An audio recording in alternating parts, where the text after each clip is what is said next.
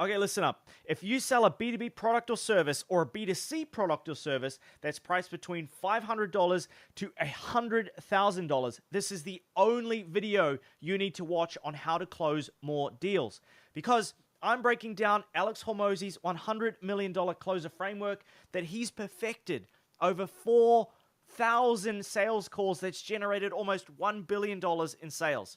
I'm going to show you step by step how you can use the same framework in your business to sell literally anything to anyone. I'll even give you the questions that you need to ask, as well as the one hack that you can do that will triple your sales overnight if you do it right. So this is Alex Hormozi's, maybe his most powerful skill. He is a fantastic marketer, but at the core of it, he said that he just attached a funnel to the phone. And so the thing that I think that he's world class at is sales. And so pay attention if you have a terrible sales close rate, because this is the only video that you're going to need to watch. Something that you need to understand, first of all, is that selling is not persuading. It's not being this guy selling snake oil. Okay? Selling is just helping people make a confident choice, guiding them towards the right decision. And if you come in with that frame, this whole process is going to be so much easier for you, because if the offer is right, the right framework makes the decision obvious. Think of it like you're giving a flashlight on a dark road to somebody and you're showing them the way. They're going to have to walk the way themselves. You're not pushing them or pulling them, especially if you're selling something high ticket, because you can't pressure people into spending $100,000. All right? You have to logically explain it. I'm going to show you how to do that now. So, the closer framework is CLOSER.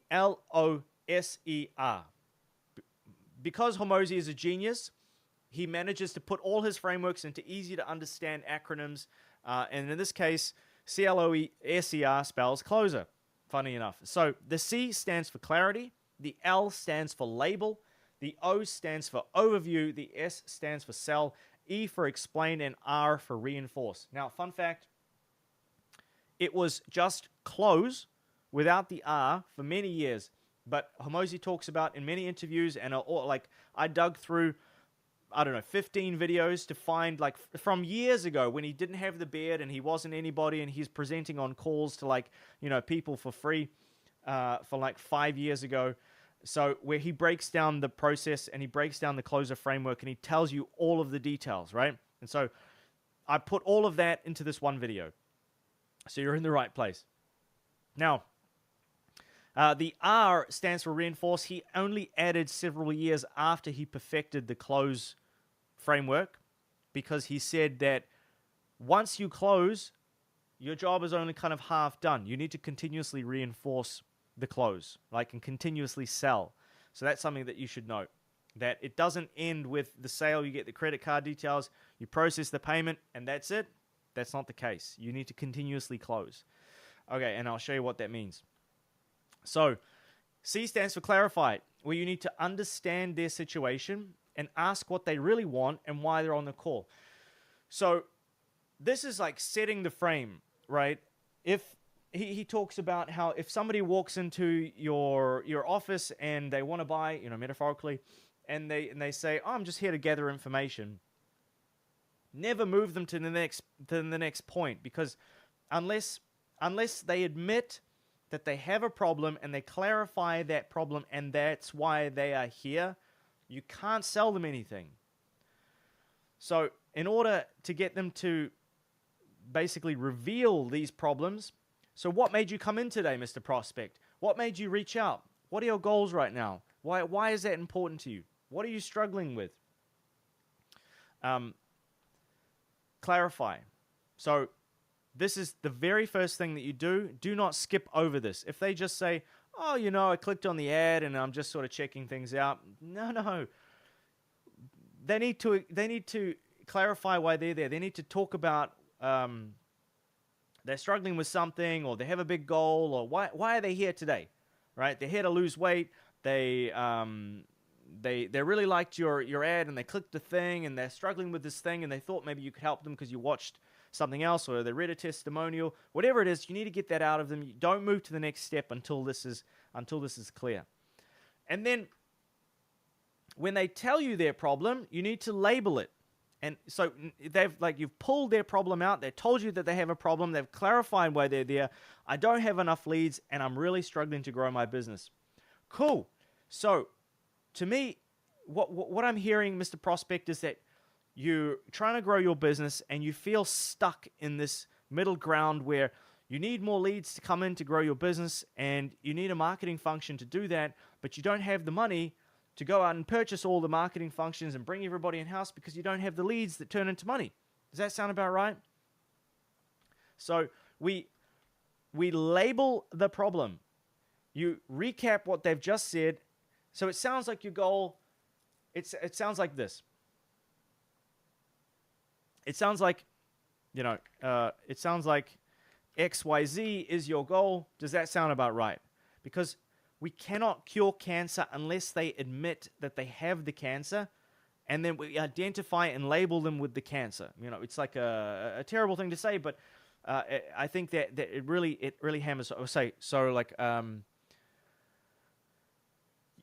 You cannot move on to the next step unless the problem is identified and that they admit that they have a problem. Everything else is just noise. Do not move on to the next step. This was such a massive mistake that I made early on in my sales career, where I'd just be like, okay, sitting in the problem is uncomfortable.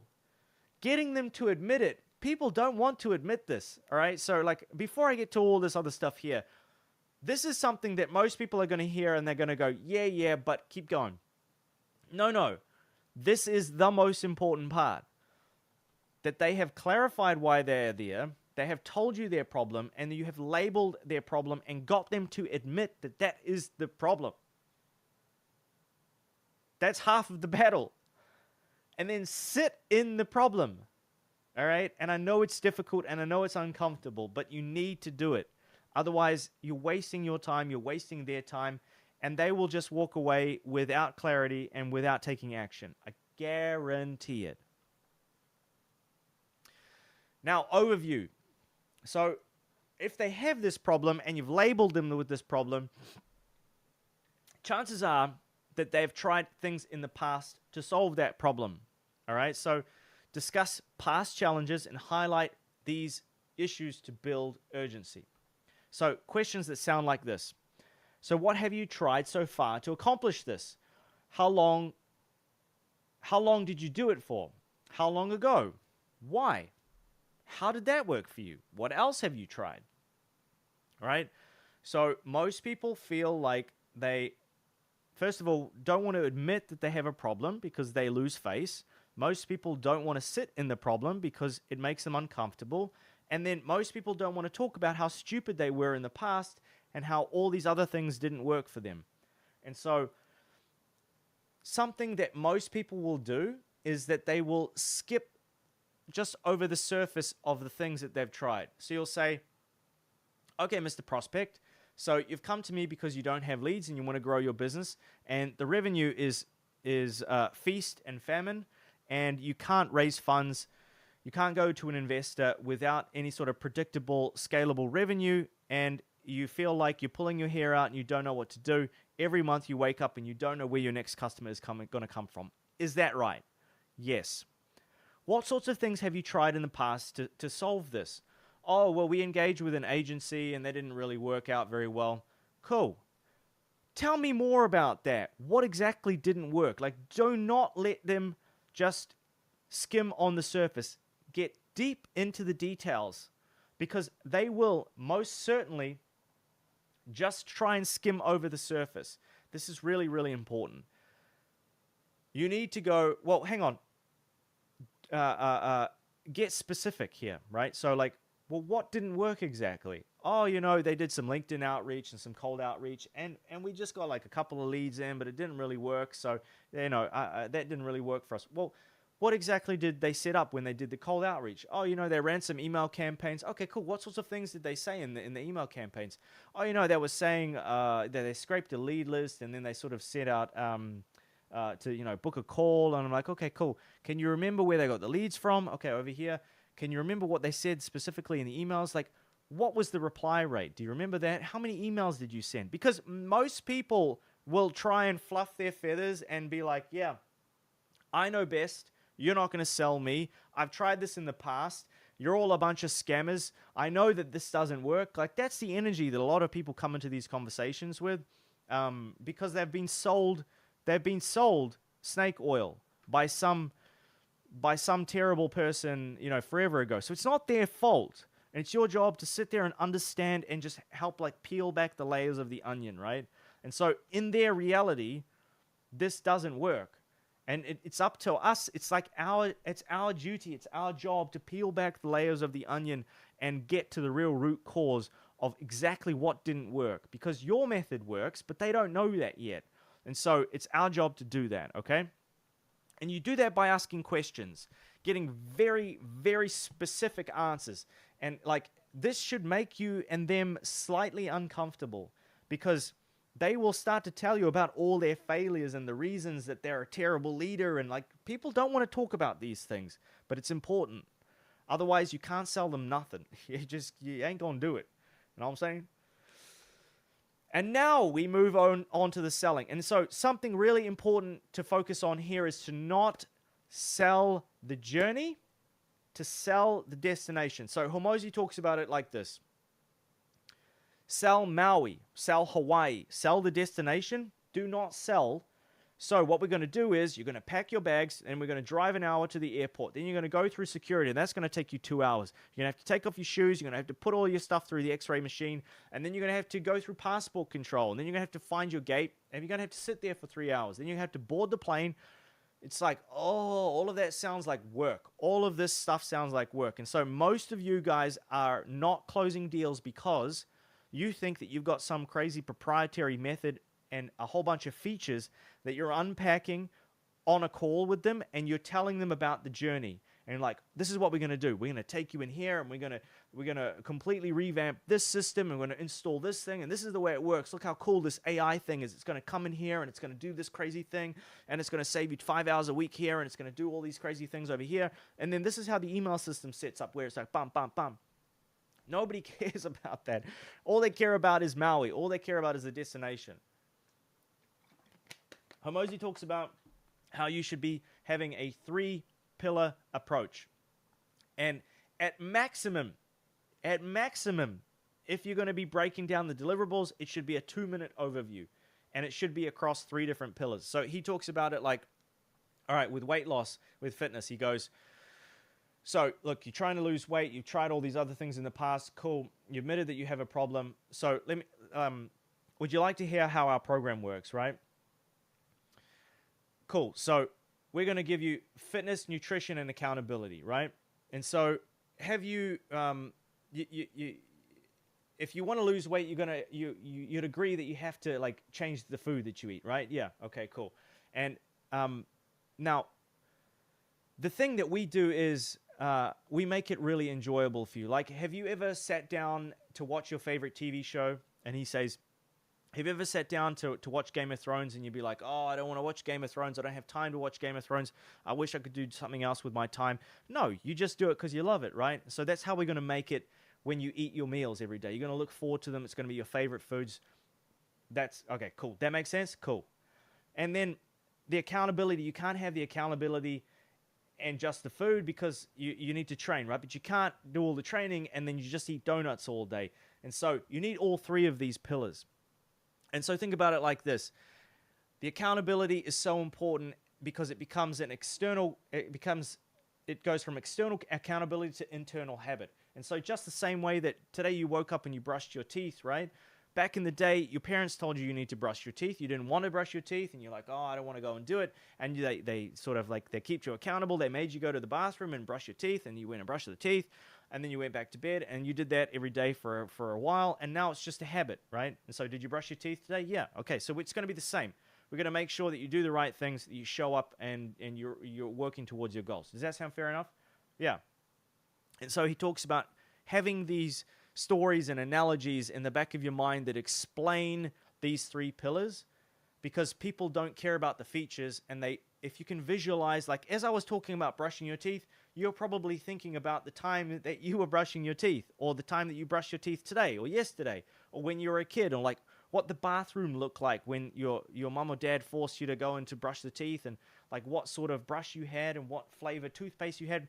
All of that kind of stuff happens in the prospect's mind. But if you tell them about features and things that they don't know about and they've never seen before, it's very difficult for anything to stick. And it just sounds like, oh, it sounds like a lot of work. All right? So use short anecdotal stories to break their belief systems and install your new beliefs. Okay? And then you explain away their objections. So through this process, you surface and answer concerns and objections up front and reassure and clarify any doubts. Ideally, you want to, before you show them the price, you want to have gotten all the objections out of the way. So,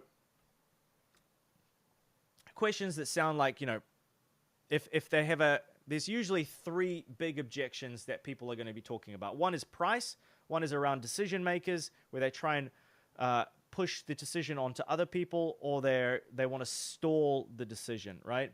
And so the way that you tackle price is you talk about value. And so, a famous story that I like to use all the time is, okay, well, is it the price or the value is unclear? Because if I was to offer you a Ferrari for $1,000, would you be able to find $1,000? Yeah, okay. So then you can see that, blah, blah, blah. Decision maker. So you come back to past agreements. You would pre-frame a lot of this stuff with, like, is there anybody else that needs to be on the call who's going to make this decision today, or is it completely up to you? Okay, cool. Okay, John, well, you said you want to speak to your business partner, but you mentioned that you were the one who was going to make the decision. Like, what do you think your business partner would be against? Like, what do you think that they would object to? Do you think they would object to you making more money? Do you think they would object to you losing more weight? And so you go back to past agreements. And then stall is another massive one, because people are so petrified of making any sort of decision themselves, and you just confront it head on, right? Like, okay, so what are you worried about? What are you worried about happening, really? Like, and then you can take it to an extreme, like best case, worst case. You go, so are you worried that I'm going to take your money and run away to Nicaragua and I'm never going to speak to you again and like, scam you? Is that what you're worried about? Like, what is the thing that you're worried about the most? What are you worried about happening? Because the fundamentals are, do you believe that the product meets your need? Yes. Do you want to work with us? Yes. Do you have access to the funds or know somebody that does? Yes. Well, look, why don't we do this? If you give me your credit card details, I'll put them on file, and we can take a part payment now, and then you can speak to the decision maker, your business partner, and then on Monday I can process the rest of it. And if not, look, I'll rip up the contract. No hard feelings. How does that sound? Fair enough? And then you need to reinforce their decision. So again, like I said, Hormozi talks about how this was added years later because he realized that people were sold, they still have chargebacks, they still have regrets, and in the first 48 hours, they are primed to do all of these things. And so if you can reinforce their decision and show them that they made the right choice, you'll likely have a customer for life. You've spent all this time and effort closing the client. Like, there's nothing worse than pushing them over the line, getting them all set up, putting all the resources that you need to, like, committing all the resources to get them to becoming a customer, and then after 24 hours they get cold feet and they pull out because they read a review online, or they spoke to their mum or their dad or their business partner or whatever, and they filled them with all their fears, and then because you haven't got an onboarding process done correctly, they pull out, right? So after they've transacted and given you money, this is what takes place in the onboarding call. Now, if you don't have the capacity to have an onboarding call within the first 48 hours, then you need to be sending them a personalized video or a memo or swag immediately upon them purchasing, or some kind of handwritten card. Or ideally, you have an onboarding call where you actually, funnily enough, go through the plane journey. Like, you tell them about how you're going to how you're going to get them to Maui. And we're like, okay, so what we're going to do is we're going to pack our bags together, and then we're going to drive to the airport, and then we're going to load it in, and then we're going to do all these things, and la la la la la, until we get to the destination. And then tell them about your proprietary methods. That's the onboarding call. That's not the sales call. And then something that Alex talks about, which is like an absolute game changer, is how to sort of handle objections, right? And so, like, think of it like a loop where you never run out of moves in a sales call. So first off, if you have a script, it's very, very, very difficult to stick to a script. This gives you a lot more leeway where it's like there are frameworks within the script. So you can have a loose script bulleted out, or a bunch of questions that you need to ask and have ticked off a box before you move to the next step. But I find that this works way better than a literal word-for-word script, because sometimes the prospect doesn't know their lines. And so they'll say crazy stuff, and then you're like, which part of the script is this supposed to be in? Where are we? You know? So if you have this closer framework, you can go, okay, we've clarified why we're here. They've told me their problem. Now, once I've identified it and labeled it and got their buy-in, I can move to the next step, right? But during that, you might get objections that pop up. And so what Hormozi suggests is that you throw them the AAA objection handling framework, which is basically just acknowledge, associate, and then ask. So you always want to be like moving to the next question, because the one who's asking the questions is in control. So somebody hits you with an objection, you know, they don't have time right now, or they ask you a question around, like, what's a question I got the other day? Okay, well, like, I don't have time right now. You say, okay, so, you know, Mr. Prospect, what I'm hearing you say is that you don't have time right now, and you know what? And then you associate that with something that customers or clients have success with, and so you would say, so, Mr. Prospect, I hear you. So, what I hear you saying is that you don't have time right now. Is that right? Yeah. Well, what actually I find is that this is the perfect solution for people that don't have time, because most of our clients are in the same position as you, where they didn't have time, which is why they've come to us, and we're able to solve it by doing this thing. Does that make sense? Yeah. Okay. So, and then you move on to the next question, sort of like, okay, so what would it take for this to make sense for you right now? Like, how would this fit into your schedule if we did this? You know, so you acknowledge, you associate the thing that they've just said, so you don't go, no, you're wrong, you're absolutely wrong, you need this in your life. You go, yeah, I understand. Can I tell you what? Who else has something like this? Zig Ziglar. Where it's like, yeah, no, I understand for sure. I totally get it.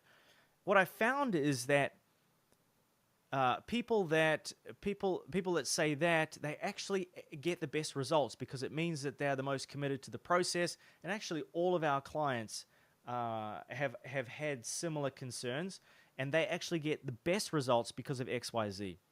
Does that make sense? Yeah. So why don't we do this? If we are able to solve that for you by doing this, would it make sense to continue forwards? Like, you know, you just loop them through it every time.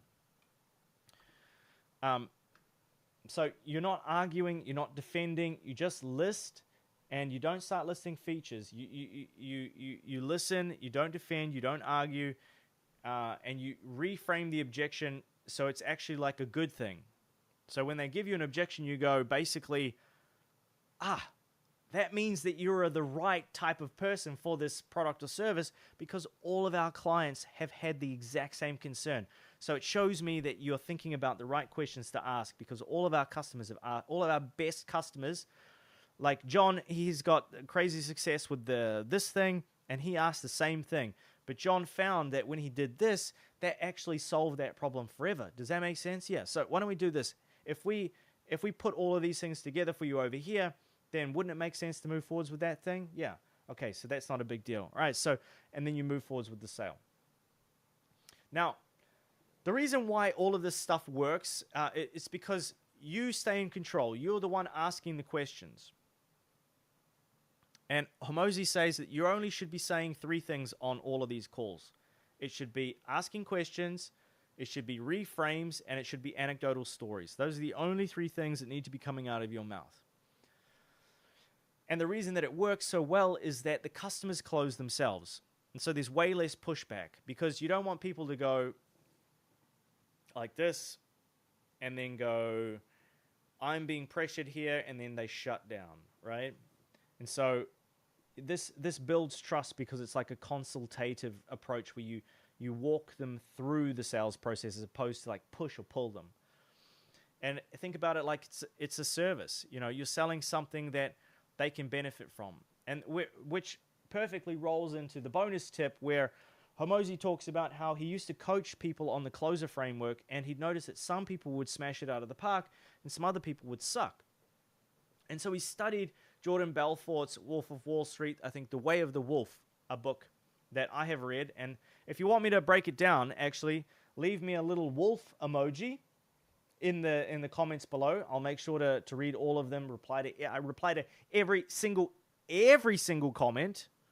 Every single comment I reply to. So leave a little wolf emoji or a dog emoji. I don't know. Is there a wolf emoji? Yes, there is a wolf emoji. So leave a wolf emoji down below in the comments if you want me to break down some of Jordan Belfort's stuff, some of his books, his funnels, his tactics. So he talks about how, well, really the words are only about 10% of the persuasion. Tonality and body language is more than 90% of the persuasion. And so the one thing that will fix your tone is conviction. And so back in the day, I used to sell insurance, and always the people who would sell the most insurance are the ones that had the most insurance for themselves. Because it's like, if you believe in the product enough, you will sit there and you will sell them so much insurance. You will sit there and sell them so much more.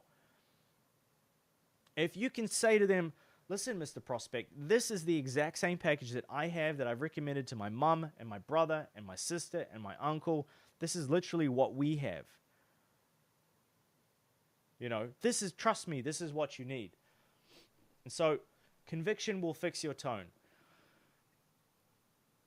A convicted salesperson will always beat somebody that's done more reps, that's more knowledgeable about the product. And think about it like this. Hormozi talks about how if you're speaking to a born-again Christian, what you'll find is that they don't care what you say. They don't care what other people say. They're out there trying to save people's souls. And they're so sold out, convicted, that no matter what you say or what you do, it won't convince them. Because their conviction is so strong. And really, selling is just a transfer of conviction. And so the prospect is convinced that you're trying to scam them, or that you're not going to get them the result that you promise, or that your product or service is not going to deliver. And if their conviction that that is the case is stronger than your conviction that it is going to help them solve their problems, they will win. And so it's up to you to be the most convicted person on the call that your product or service will solve their problems. And so you wouldn't let them get off the phone if they told you that they were suffering from this problem and that you cared about them even this much if they didn't buy, because your conviction in the product or service was that high. Now, if the product or service isn't good and you can't build conviction, maybe you're selling the wrong thing. Like maybe you're this dude over here. I hope you're not, but if you don't have conviction in your product or service, this is how you can increase it. Reread testimonials out loud daily in front of your sales team. Like out loud. If you have a wall of proof that you can go to every day and you can go, these are the things that 100 customers have said about our product or service that have changed their life and their business forever. This is a case study we collected where this guy's life went from before state, miserable, to after state, pure bliss in heaven. And we were able to facilitate that. Our product works. I have conviction. Fix everything you can about your product and never blame a customer for lack of success. So if you don't have a product that's giving you tons of testimonials, maybe the product needs to be fixed. Maybe you need to go back to the drawing board and make a better product. And never stop improving it, so you know it is always up to date with the best and the easiest solutions for them. It'll just be so much easier if you know that the thing that you're selling is the best in the market, that solves their problems, almost guaranteed, and that you have an undeniable wall of proof behind you of thousands of customers who have experienced the same objections and problems and hurdles that these people are talking to you about, and you were able to overcome. You're able to show them that they were still able to overcome those problems. So Hormozi talks about how, like, on certain days of the week, he had 100% close rate on some of his sales consultations for weight loss. And it was because there were 20, 30 people that would come into the gym on weigh day. And so they would come in and then they would get weighed in, and then they would show everybody that you've lost 15 kgs, 25 pounds, whatever. And then the people who were being sold saw this happening. And so they're like, look, here's 25 people that look and sound just like me, and they've achieved their goals. Like, where do I sign? And so this conviction, this proof, will help you sell your product. So, as always, you can outwork your self-doubt. You can outwork your self-doubt. And so that's Alex Hormozi's closer framework, guys. If you use the closer framework with the AAA objection handling loop, you're really going to be unstoppable. And like, you can see that this is not uber duper complicated. Clarify, label, overview, sell, explain, reinforce. Literally write it on a post-it note and stick it to the corner of your laptop as you have a sales call. Don't overcomplicate it. Get them to admit that they have a problem and that they're there for help. Don't move on until that's the case. Label the problem and identify it, and get them to acknowledge that that is their problem. Then ask them the things that they've done in the past and explain to them why they haven't worked, and show them that if they continue down that path, they're just going to get the same result they've always gotten. And then sell them Maui, sell them Hawaii, sell them the destination. Use 3 pillars and just tell them anecdotal stories about each pillar. Don't explain it in detail. They don't care. And then explain away their concerns, handle their objections. Ideally, use the AAA framework to go through loops around price, decision maker, and stall. And then once they purchase, first of all, ask them to purchase. And then once they purchase, reinforce their decision. Make sure that they feel like they've made the right decision. And that's it. Make sure your tone is like, if I'm really convicted in something and I lower my tone and I speak to you like this in a serious tone, just so that you understand how important this sentence is, it's a very different experience. Does that make sense? Yeah. Okay, so then, like, what are we doing? Like, let's move forwards here. So, like, learn how to control your tone like that and go up and down, and then get conviction in your product. If you know that your product works, you won't let the prospect get off the phone until they buy. So that's it, guys. If you want all of the framework here and you want access to this Miro board, hop inside the free school group. I'm going to be dumping everything inside the classroom. You can see here I've got a bunch of breakdowns of everybody already. Hormozi's stuff exists here. You can see here yesterday I talk about the $100 million fast cash playbook and how it made me $118,000 in 5 days for a client, and all the resources are here. I've got, 40, 50 videos at this point breaking all that stuff down. There's 4,500 people in here who are all building businesses all across the world, and we're sharing tactics. We're doing all of the good stuff. We're keeping each other accountable. So I'll leave that linked first in the description. If you want to check out the paid group, we just did a live today. That's happening here. I suggest you go to the About page and watch this video where I detail it a bit more. But that's the Shipping Society. So thank you guys very much for watching. Like, subscribe. I'll see you in the next one. Peace.